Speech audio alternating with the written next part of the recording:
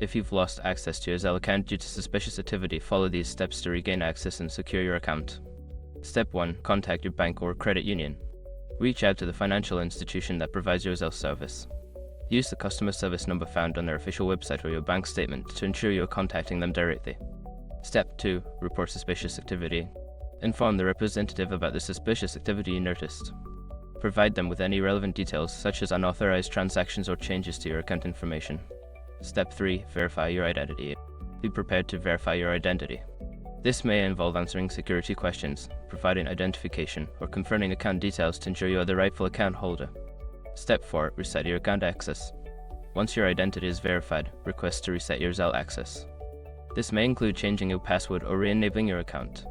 Follow the instructions provided by your bank to complete this process. Step 5. Monitor your account.